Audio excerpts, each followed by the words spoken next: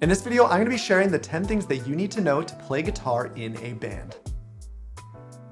So we're going to kick things off with something that's not so technical, and that is that you need to be a pleasure to be around. It doesn't matter how great of a guitar player you are, if you are collaborating with other musicians, you need to be a good hang. And that all comes with things like being on time, being patient with the people around you. Most important of all, never ever have an I'm better attitude. Not only is it gonna make people not wanna be around you, but it's also a major reason as to why bands end up breaking up. And even if your skills aren't quite at the level of the other musicians that you are playing with, if you are a fun person to be around and people enjoy their time with you, then you're way more likely to keep the gig.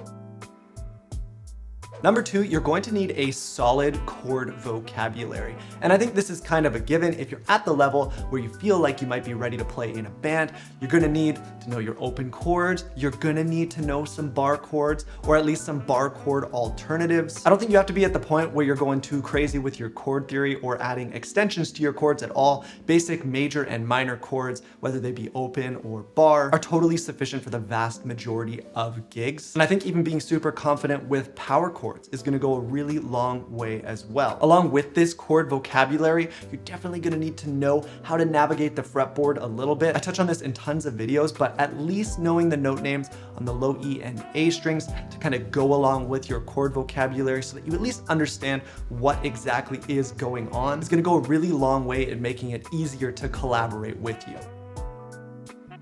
Number 3 is a really important one, and that is you need to learn some small chord shapes.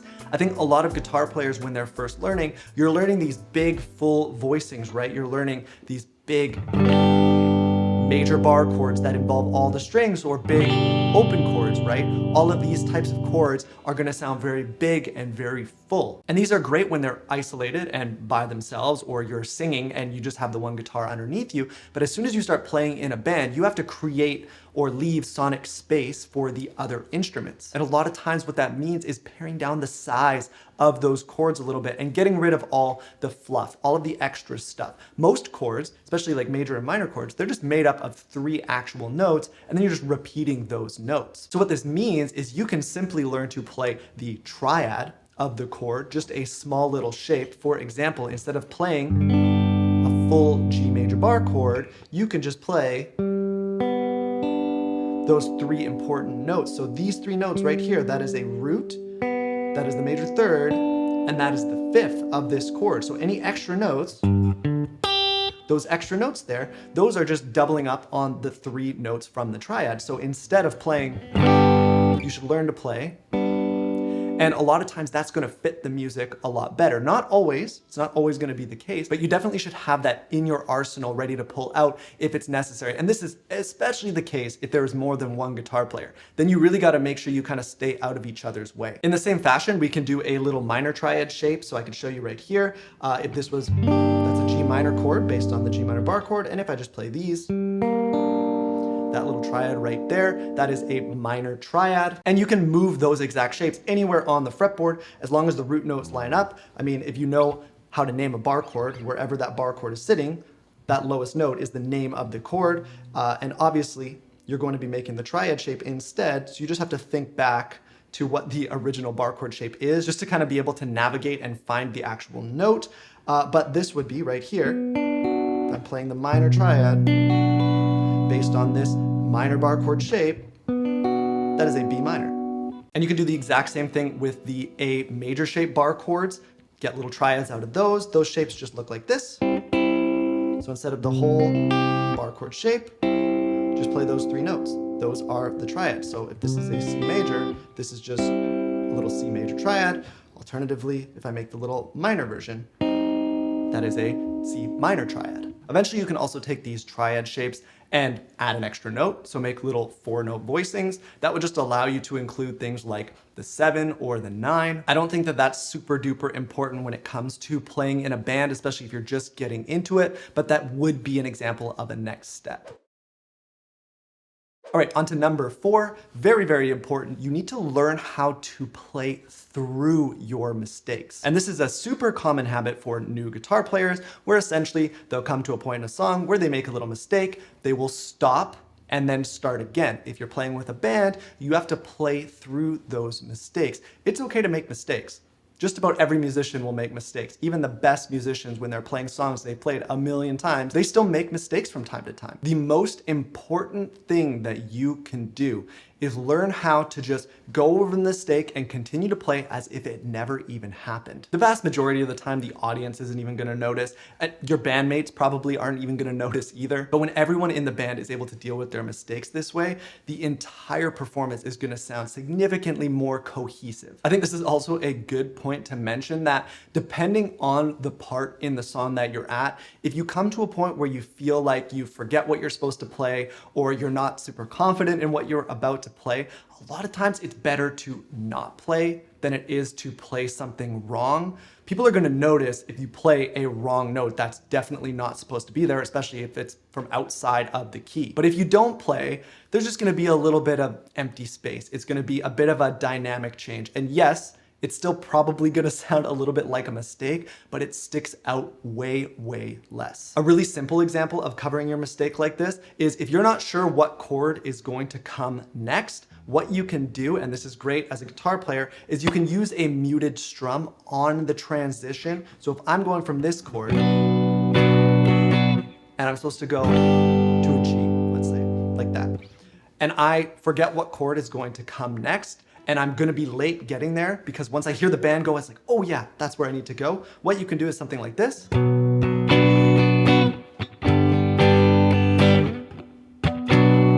Right? So even if the band lands at the right point, if you just do a little muted strum, that's a lot better than going when the rest of the band hits that other chord. On to number 5, you need to know how to communicate effectively. And obviously this goes back to just being a pleasure to be around. But what I really mean here is you need to be able to talk the talk and kind of speak the lingo. And a big part of that, unfortunately, is music theory. Now, there's not actually a lot that you need to know to be able to kind of communicate your ideas with other musicians, especially musicians who play a different instrument. But the most important things that I think you should know are keys and how they work and how they come from the major scale, and then the Nashville number system, or sometimes it's just called the number system. This essentially just gives every chord inside of the key a number. I've covered it in a ton of videos on my channel. I'll make sure to have a bunch of resources linked down below in the description if that's something that you want to learn about and you haven't yet. But this little bit of theory and the number system is really going to take away all that friction when it comes to actually collaborating and creating with a group of musicians. Number 6, you need to be able to take a solo. And honestly, I believe that even for somebody who is the rhythm guitar player of the band, you should at least know and understand the basics of how to play a solo. And what I mean here is not that you've gone on Ultimate Guitar and you've learned some solo via tabs. I think it's very, very important for every single type of guitarist to learn the basics of improvisation. And this by no means has to be complicated, but you should know a basic major scale pattern. You should know the basic pentatonic scale, even if it's just in one position. And then you should know how to use that in the key of the song that you're playing in to be able to come up with a little something on the fly. It doesn't have to be fast or flashy or amazing in any way, but it is definitely a skill worth having and developing. I have a video that takes you right from the very beginning. If you've never improvised a solo ever in your life, you can check that video out. It's gonna take you right from the start all the way through to be able to start improvising along 2 songs. That will be linked below in the description along with a bunch of other videos. So if you do wanna check that out, it'll be down there. Up next, you need to be able to play in any key. So not just the easy keys, not just G or C or E, but all the wonky ones as well. Ultimately, if you are playing in a band, the key of a song is really gonna come down to your singer. Now, if you are writing your own music and you only plan on performing that, that's gonna be one thing, right? Because you guys can all decide together which key feels best for whatever guitar parts you're playing, and it also suits the vocalist's voice. But if you're playing covers, it's very, very common for your singer to need to shift the key up or down of a song. And if E major is too high and D major is too low for your vocalist, that means you might have to be able to play in E flat. And this goes right through both rhythm guitar and lead guitar. So you need to be able to play all the chords in every single key, and you also need to be able to do some improvisation in every single key. Now this sounds like a massive amount of things that you need to learn, but the wonderful thing about the guitar that's very different from an instrument like piano is that all of our shapes stay the same no matter what key we're in. Things just move up or down the fretboard. For example, if you know all of your basic bar chords and you're playing in the key of G major, you'd have these chords. And if I wanted to play all those chords in a new key, well, the shapes themselves don't change. All I have to do is, instead of that first chord being on a G, I just move it up to, let's say we're gonna raise the song to G sharp. Well, everything just shifts up one fret. Same thing if I wanted to go a further distance. So let's say I wanted to go all the way from the key of G major and I wanted to go up 1, 2, 3, 4 frets, let's say. Well, that would put me in B major, and again, all the shapes would stay the exact same. Alternatively, you have things like a capo. So if you know all your open chords in a key, you can just use a capo to move around wherever you need to go. And then when it comes to lead guitar, it's the exact same idea. Let's say you know your basic minor pentatonic scale shape, and I'm playing.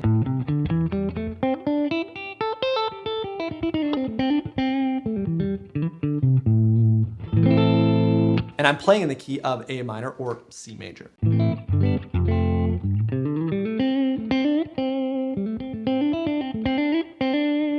That's all I know. Well, if I wanted to change the key of the song that I'm playing, right, from C major / A minor, and we wanted to move it up a whole step, well, all that's happening is just the shape that I'm playing is not going to change. I'm just going to be in a new position. So I'm just going to move it up 1, 2 frets. And the chords that I'm playing along to obviously are also going to be changed.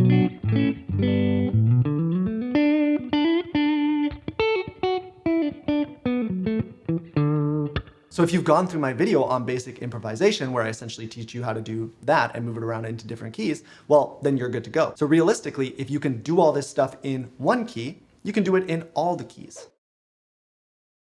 Next up, you need to know that rhythm comes first. And what that means is playing something where you're flying all over the fretboard and doing something very impressive, that's great. But if it is sloppy and not incredibly tight, it is gonna have way less impact than something that is simple and really locked in with the rest of the band. And this goes for both rhythm and lead stuff. You need to be locked in with the band first and foremost. This comes down to really paying attention to your rhythm section, so your drummer and your bass player. And I found that developing your sense of rhythm really just comes down to putting the time in. So if you want to sit there with a metronome and really work on getting tight with the metronome, that's great. If it comes from just playing along to songs or a backing track, that is also great. But I've found that it's way easier to be super locked in rhythmically when I'm playing something that is more simple. So that just means that the things that you do decide to play, whether they're on the fly or it's something that you've pre-planned, make sure you are super confident in that thing you are going to play. If that thing feels like second nature and your body's kind of just doing it on its own, it is way more likely that that part is going to feel a lot more locked in with the band.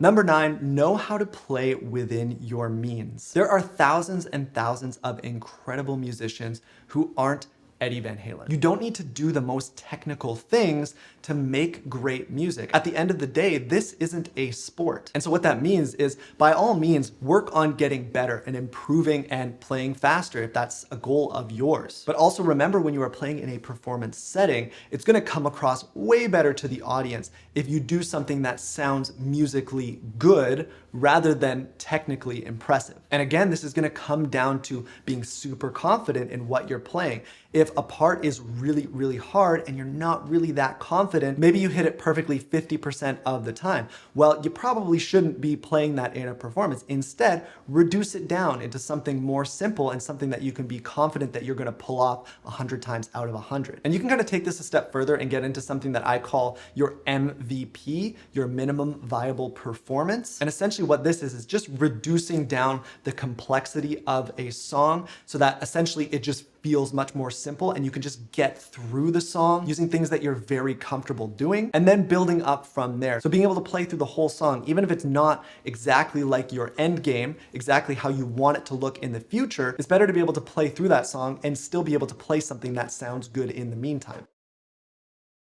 Now I've left the most important one for last, and that is that you need to be a good listener. And this goes a few ways. Obviously, as a guitar player, the things that we're doing, we're making sounds. So it's important that we're listening to what we're doing. And that means things like ear training are super important. Being able to know what you're playing and recognize without looking down at the shapes. And many very good guitar players can play by ear. So that means learning songs by ear. That means being able to just play a solo and letting your ear lead you, and you're not thinking so much about the shapes on the fretboard. Being a good listener also comes into play when we are talking with other musicians and collaborating. I think a lot of times when we come up with something, we come up with a cool idea, there's a little bit of ego involved and we can feel very vulnerable when we put that idea out there. And when someone else that you're working with maybe wants to say, oh, well, what if we do this and change it different? It's probably likely that you feel a little bit insecure about it. Learning to be a good listener and letting other people come in and help your idea be the best idea that it possibly can be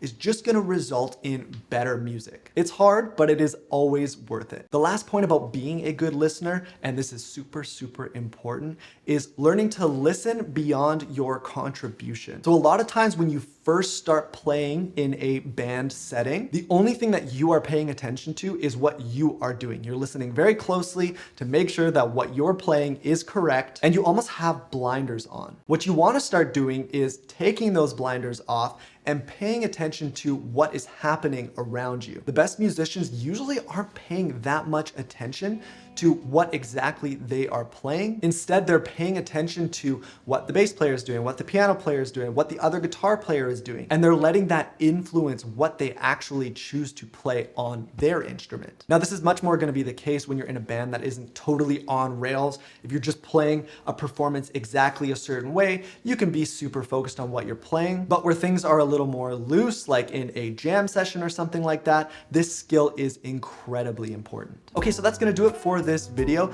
Did I miss something? Is there something that you thought of when you saw the topic of this video and I didn't mention it here? Please leave that in the comments below so that we can all read it. If you like this video, please give it a thumbs up, and please also consider subscribing to the channel here on YouTube. I release a new guitar video just like this one every single week. With all that said, thank you so much for watching, and I will see you in the next one. If you want to keep watching, YouTube thinks that you're going to like this video right over here. And if you want to support the channel, get some bonus videos from me, and get the official lesson notes for each video that I put out on YouTube, you can go check out my Patreon by clicking over there, or you can go below the video and become a channel member. Thanks for watching.